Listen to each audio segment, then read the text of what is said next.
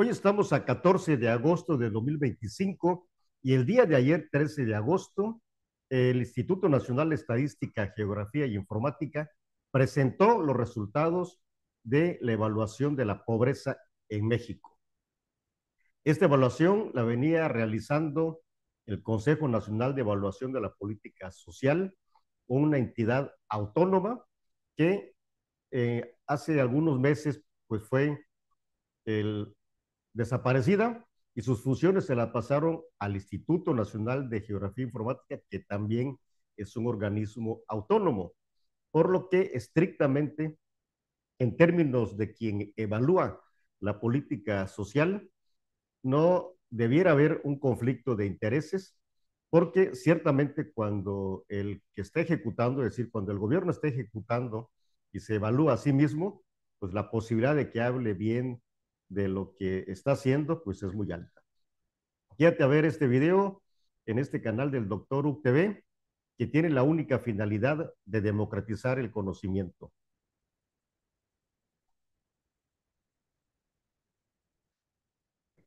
Y si no te has suscrito, te invito para que lo hagas, active la campanita para que lleguen todas las actualizaciones de este canal. Y bien, pues este es un tema polémico, el que como esperábamos siempre va a ser polémico cuando se habla de la medición de la pobreza. Y vamos a ver algunos detalles de por qué esto es así. Bueno, basta decir, miren, desde 1992-94, en México se empezó a realizar una evaluación de manera regular de la política social. En ese entonces, la metodología que se utilizaba para hacer esta evaluación era a través de agrupar por carencias, de alguna forma, tres tipos, dijéramos, de pobreza. Aquellos que se encontraban en pobreza alimentaria, es decir, que con su ingreso no alcanzaban a comprar todo lo que necesitaban para comer. Había otra que era la pobreza de capacidades, así se le llamó en aquella época, y la pobreza de capacidades incluía la parte de salud, la parte de educación, fundamentalmente, con el supuesto de que podemos incrementar las capacidades de la gente, o sea, productivas, si la gente puede tener acceso a la educación y si también tiene acceso a la salud. Y la pobreza patrimonial, que es el tener acceso fundamentalmente a la vivienda. Y durante muchos años se fue realizando esta evaluación y podíamos darle un seguimiento de cómo iba evolucionando la pobreza alimentaria, la pobreza de capacidades y la pobreza patrimonial.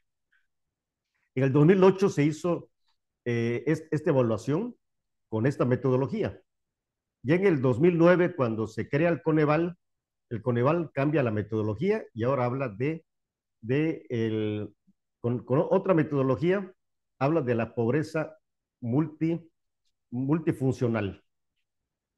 Y con esta metodología, pues lo que nosotros alcanzábamos a ver, y es algo que sucede de manera muy regular, los gobiernos tratan siempre de decir que están disminuyendo la pobreza, y pues se hacen muchos artilugios de tipo metodológico para demostrar que se ha avanzado en el tema de la pobreza. Pero, ¿cuál es el motivo? ¿Por qué los gobiernos tratan de decir que cada vez hay menos pobres? Bueno, porque los indicadores duros de cómo está la economía, los encontramos en los indicadores que se generan por la propia actividad económica, como por ejemplo el Producto Interno Bruto. El Producto Interno Bruto, pues es uno de los indicadores más importantes que permite evaluar cómo va el nivel de consumo, cómo el nivel de inversión de las empresas, el nivel del gasto del gobierno y también, por supuesto, tener cuál es el resultado de nuestra relación con el exterior. Aquí estamos dibujando la variable fundamental ¿sí? O la ecuación fundamental propuesto por Keynes para poder tener claro que hay cuatro actores económicos: el gobierno, los consumidores, las empresas y los extranjeros con los que nos relacionamos.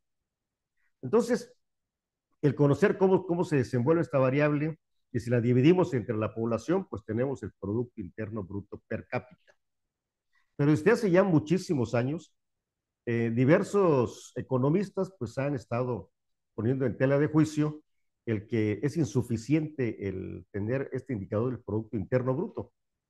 Y economistas, por ejemplo, como Amartya Sen, que fue un premio Nobel de Economía, entre otras razones, uno de sus libros más famosos, o por lo menos el que más conozco, es su libro de Desarrollo y Libertad, lo que nos trata de exponer es de que efectivamente hay otro tipo de factores que no necesariamente tienen que ver con la posesión de bienes o el consumo de bienes y servicios, sino que tiene que ver con las libertades democráticas.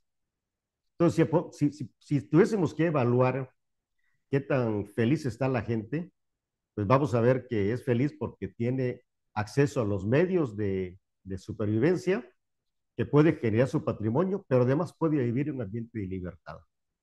El, en México han habido algunos personajes que los seguí en su momento, de repente desaparecieron, como Julio Wolvinick, quien él propone inclusive en algún momento un modelo para medir el florecimiento económico, porque él decía, no basta únicamente con tener estas variables duras para construir el Producto Interno Bruto, sino que hay que incluir otro tipo de variables que nos permitan construir este índice de florecimiento económico. No es el objetivo de esta charla, entrar a la cuestión metodológica de estas propuestas. Pero entonces, cuando el Coneval en el 2008 cambia esta metodología, ahora decimos, bueno, la pobreza multidimensional se va a referir casi lo mismo que estábamos evaluando anteriormente, pero organizada de una manera que a lo mejor ya no hacía comparable la pobreza que se había medido con la metodología anterior y la pobreza que estaba midiendo el Coneval con su nueva metodología.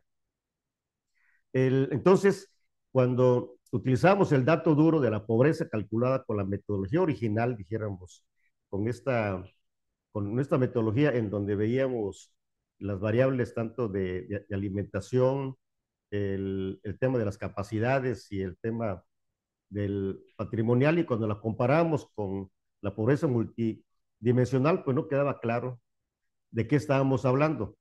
Porque decíamos, se redujo la pobreza, sí, pero ¿con cuál dimensión?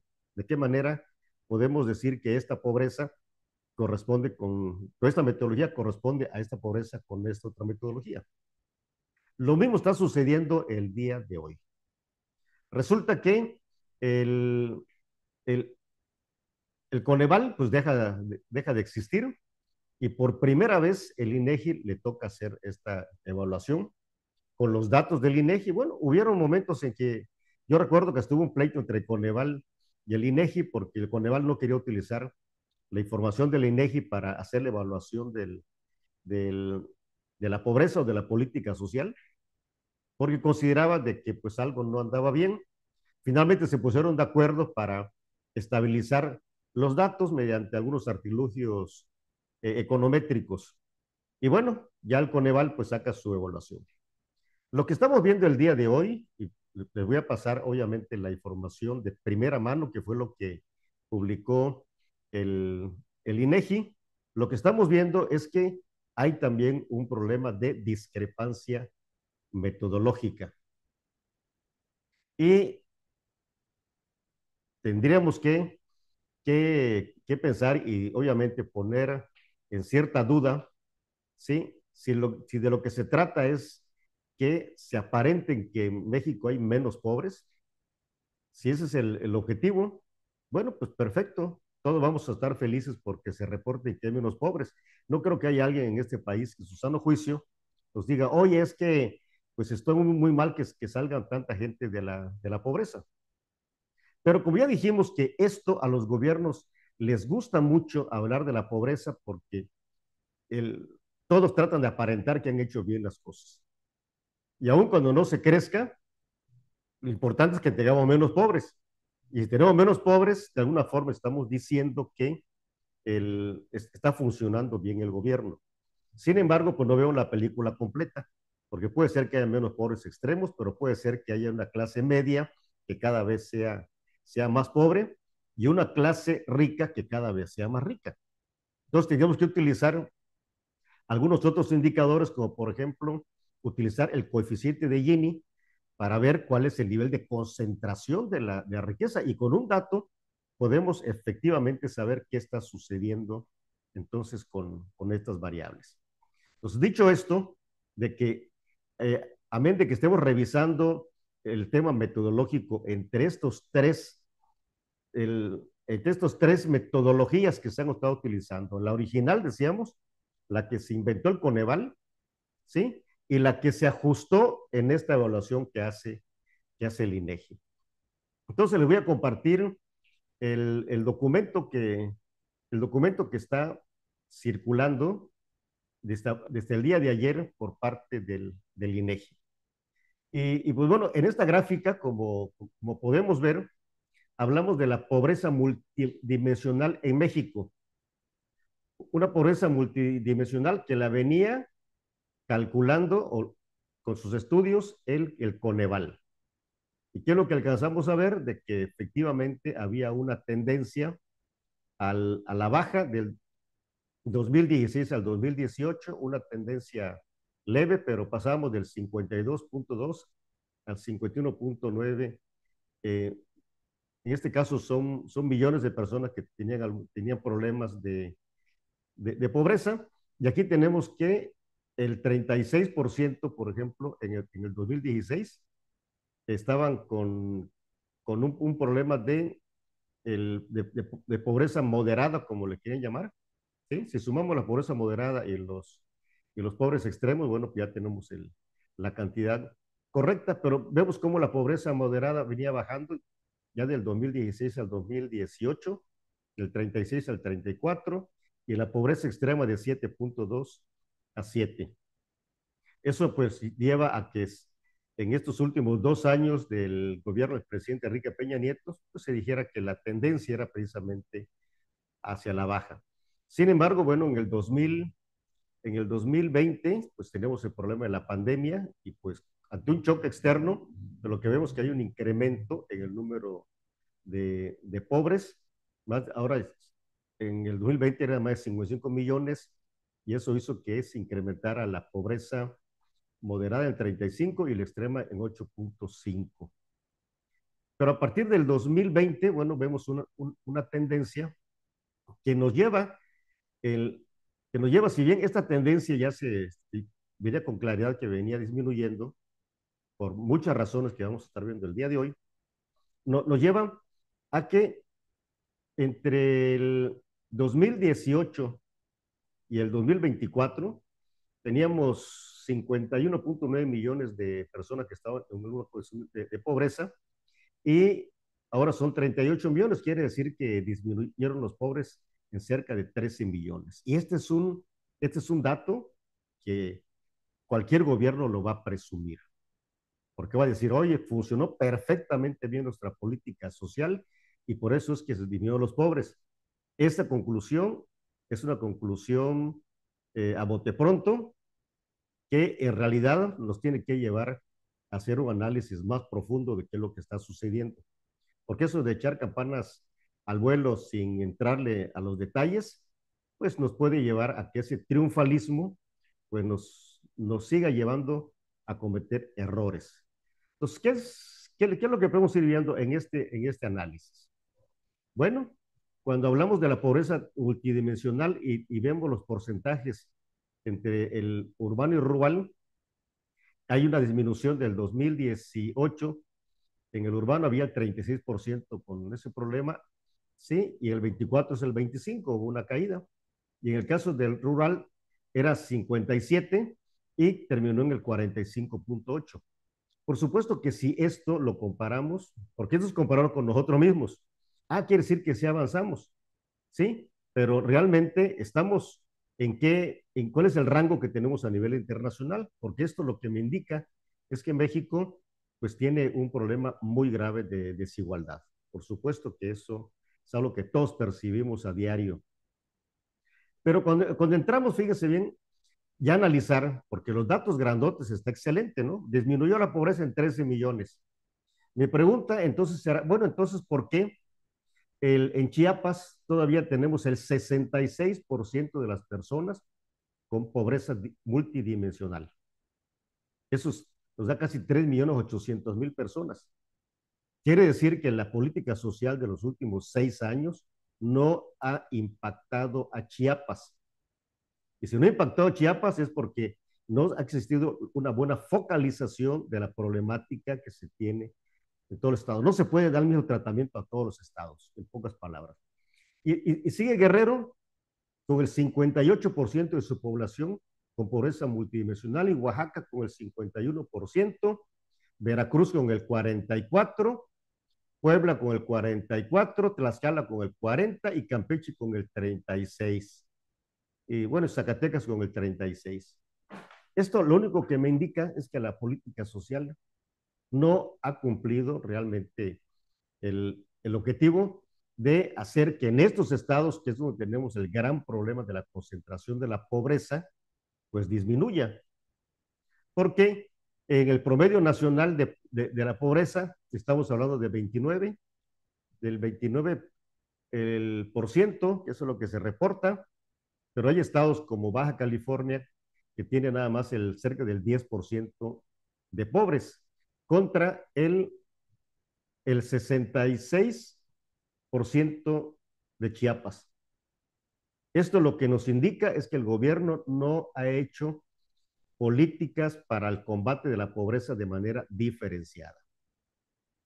O sea, evidentemente que el apoyo, por ejemplo, a los adultos mayores está muy bien, pero habría que ver cómo viven los pobres mayores en Chiapas, Guerrero y Oaxaca, y cómo viven los mismos pobres, seguramente que viven de manera diferente en Baja California Sur y Nuevo León. Porque si les damos el mismo trato, evidentemente que estas diferencias jamás se van a lograr, nunca van a lograr a converger.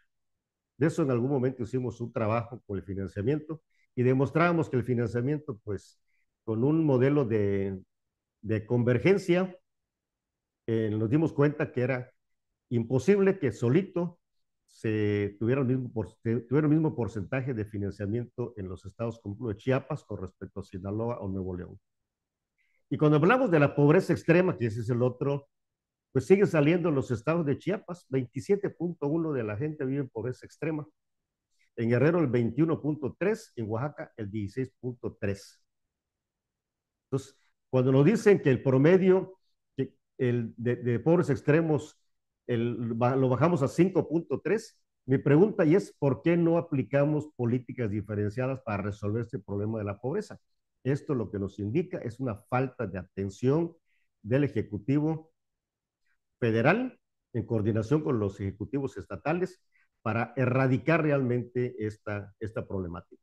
Entonces, cuando empezamos a echar campanas al vuelo, decir, oye, es que mira, ya quedamos bien, a ver, aquí el detalle es decir, bueno, ¿dónde vives? Si vives en los estados como Nuevo León, Baja California o Aguascalientes, pues está muy bien porque no hay pobres extremos prácticamente.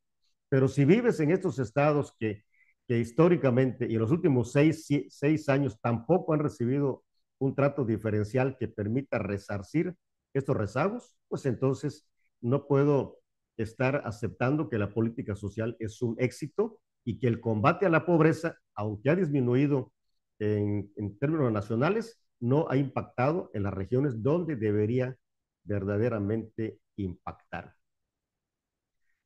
Muy bien, entonces en este mismo documento pues empiezan a generar una serie de indicadores para ver cómo se comporta de cada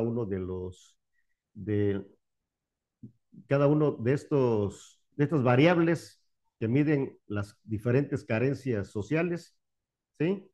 Ok, entonces, y aquí lo que vamos a ver, aquí creo que viene adelante en los indicadores de carencia social, pues hay un problema muy serio, por ejemplo, la carencia por acceso a los servicios de salud.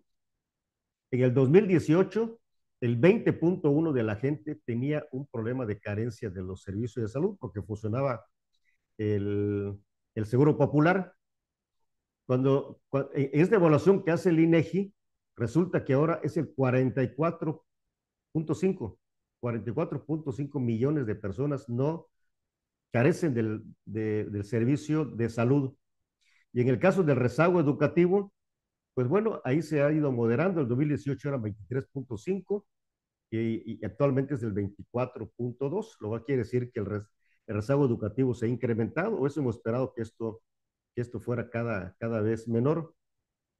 Y el otro dato que nos llama la atención, porque todavía sigue muy alto, aunque pareciera que la dinámica es a irse disminuyendo poco a poco, pero cuando tenemos que más del 62% de la población tiene carencia por el acceso a la seguridad social, es decir, al sistema de pensiones contributivas y no contributivas, en la cantidad suficiente que permita que estas personas tengan una vida digna, lo que me indica es que entonces los programas sociales no son suficientes para resolver este rezago, el, para tener acceso realmente a la seguridad social.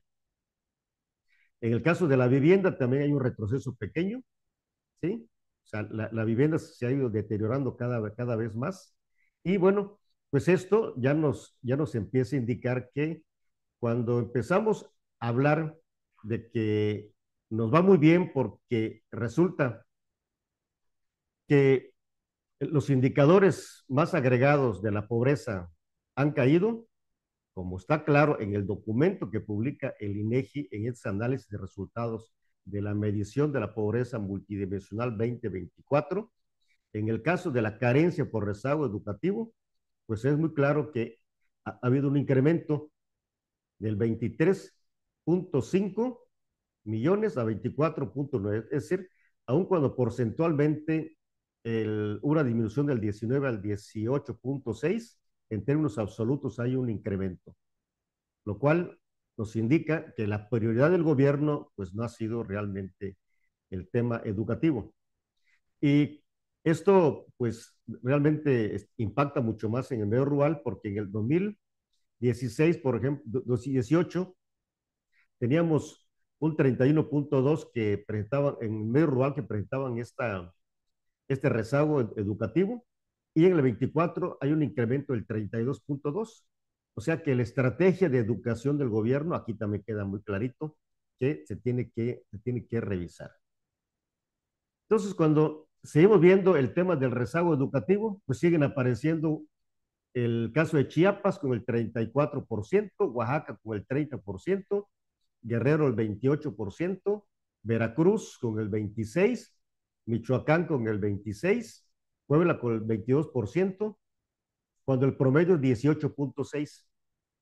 De nueva cuenta, ¿qué no será posible que el gobierno genere una política focalizada para resolver el problema educativo en estos estados que históricamente han estado marginados, pero que también lo han estado durante los últimos siete años? Y quisiéramos, por supuesto, que estas cifras sean diferentes. Ok, seguimos viendo el rezago educativo. Vamos a ver otro de las variables que aquí se mencionan, que es el aspecto a la carencia por acceso a los servicios de salud. En el 2018 teníamos un 16.2% que carecían de los servicios de salud. Con la evaluación y con la metodología que hemos señalado, y en el 2024 esto llegó al 34.2. Es decir, en el 2018 eran 20 millones los que carecían del servicio de salud y actualmente son 44 millones. Esto evidentemente no nos habla de que la gente esté mejor. Lo que nos habla es de que hay una desatención por parte del gobierno, porque estamos hablando de servicios públicos de salud, al no tener una estrategia que por lo menos nos hubiera llevado a que ese 16% se mantuviera por lo menos en este nivel, si es que era muy difícil. Pero al pasar de 20 millones a 44.5, evidentemente que esto es lo que está indicando, y el INEGI, si pensáramos mal que quería guardar o maquillar los datos, aquí está claro que es imposible, porque la realidad es que en México los servicios de salud están 100% peor que hace 7 años. Muy bien, ahora cuando vemos esto, por ejemplo, en el medio rural, pues esto realmente es hasta, se puede decir que es hasta criminal, porque el, las carencias de acceso a los servicios de salud en el 2018, con esta metodología en el medio rural, era del 13.7%. Y qué curioso, porque en el 18 había un mayor porcentaje de carencia en el medio urbano, que era del 17%, lo cual quiere decir que la política que se tenía en aquel momento de atención a la salud estaba muy bien focalizada para atender el medio rural también, dado que las diferencias que hay desde el 17 al 13.7 nos indica que la prioridad del gobierno en aquel momento era atender al medio rural. Sin embargo, ¿qué pasó en estos 7 años? 6 años que se están evaluando, esta carencia de acceso a los servicios de salud en el medio urbano pasó de 17 al 30.1. Y en el medio rural, que venía con un porcentaje menor del 13.7, en el 24 llega al 48.7. Si este indicador no nos está señalando que hay un abandono total al tema de la salud, entonces no sé de qué estamos hablando. Y creo que todo lo que hemos escuchado de las pifias, los errores que se han cometido en materia de salud, para el abasto de los medicamentos, las estrategias que se trataron de hacer a través del INSABI, por ejemplo, ahora con lo del IMSS Bienestar, nos indica que entonces el sector salud o quienes toman o generan las políticas públicas, pues a lo mejor no son las personas más aptas para estar dirigiendo este tema tan delicado, tan importante y tan necesario que debe desarrollar cualquier gobierno. Y cuando vemos estas carencias por entidad federativa, pues sigue apareciendo Chiapas, Puebla, Michoacán, Morelos, Oaxaca, Hidalgo, eh, Veracruz, y el Estado de México y Tlaxcala con más del 40%. Entonces, realmente es increíble el estado de abandono que se tiene, que persiste en estos estados, porque deberíamos esperar que los desequilibrios regionales se fueran corrigiendo con la actuación del gobierno.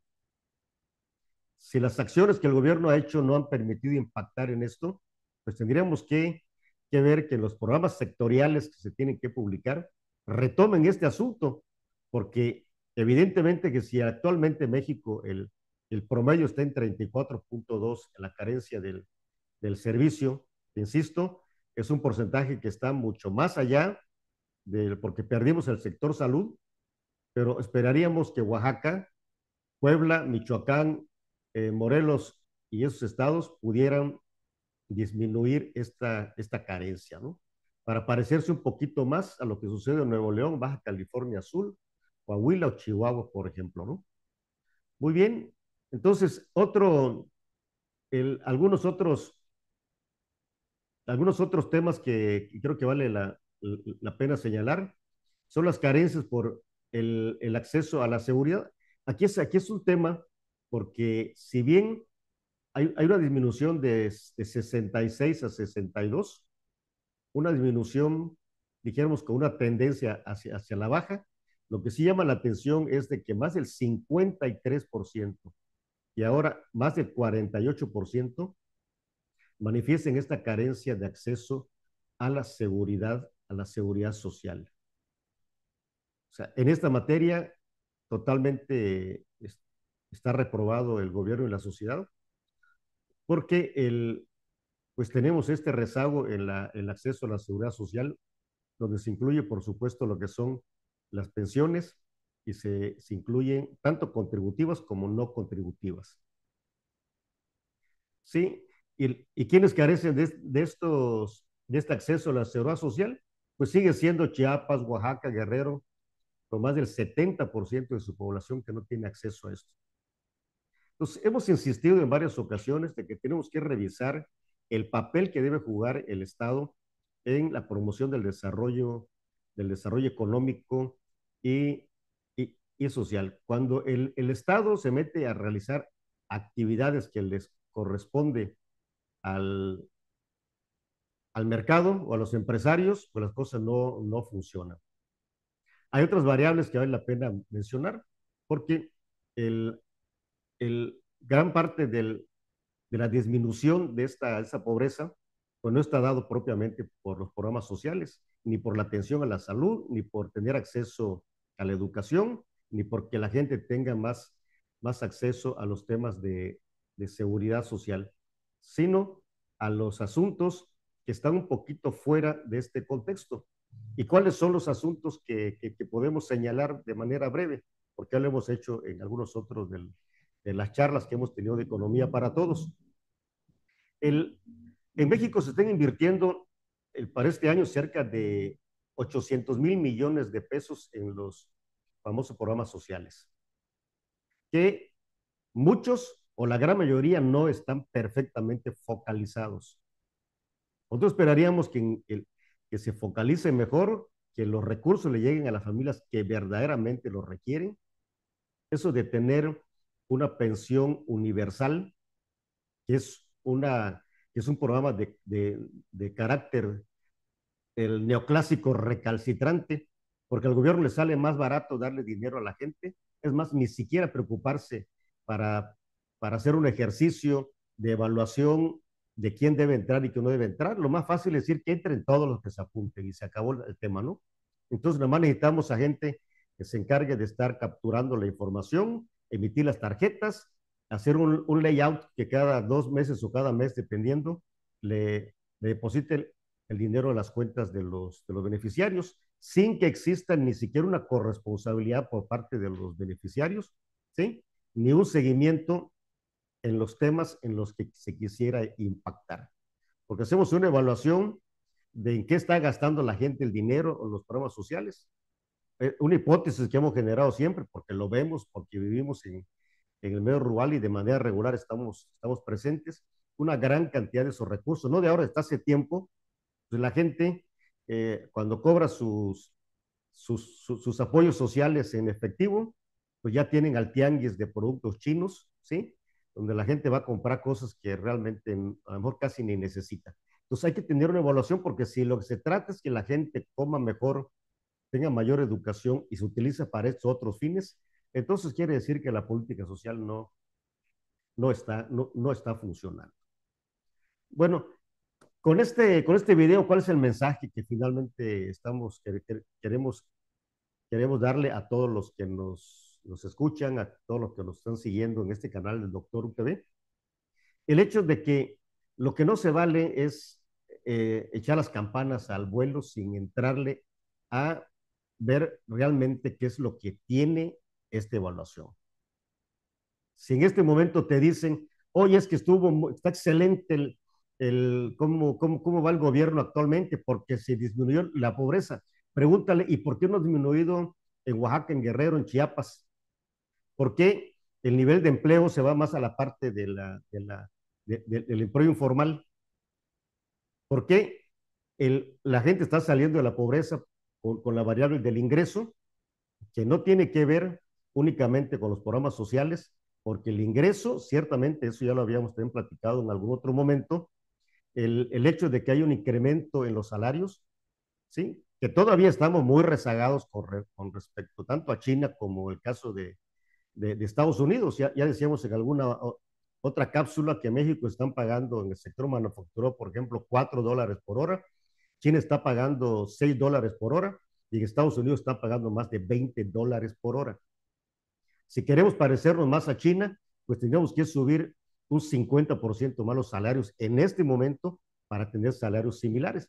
Y si quisiéramos que en lugar de que nos pongan aranceles por Estados Unidos, tuviésemos una política laboral más cercana a Estados Unidos, pues bueno, todavía podemos incrementar 5 veces más los salarios para equiparar a los salarios que se pagan en Estados Unidos. Pero son temas a los que verdaderamente yo pienso que no se le quiere entrar con toda la responsabilidad, porque eso implica el discutir niveles de integración económica regional de otra naturaleza, que también le hemos propuesto en este canal, que es el que México, Estados Unidos y Canadá se pongan a negociar un acuerdo, ya no solamente un acuerdo comercial como el que tenemos actualmente, sino buscar una unión aduanera para tener una política comercial común, ¿sí?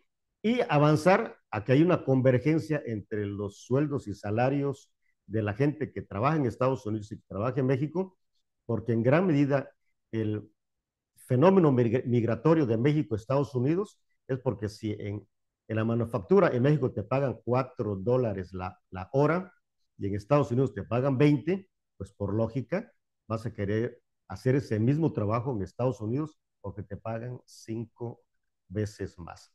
Entonces, hay muchos retos que quedan en el tema de la pobreza. Sí celebramos que los números gruesos nos digan que estamos disminuyendo la pobreza, pero hay que entrarle a los detalles para que se pueda realmente hacer justicia a aquellas regiones y en los que todavía estos rezagos permanecen de manera, yo diría, hasta de manera indolente.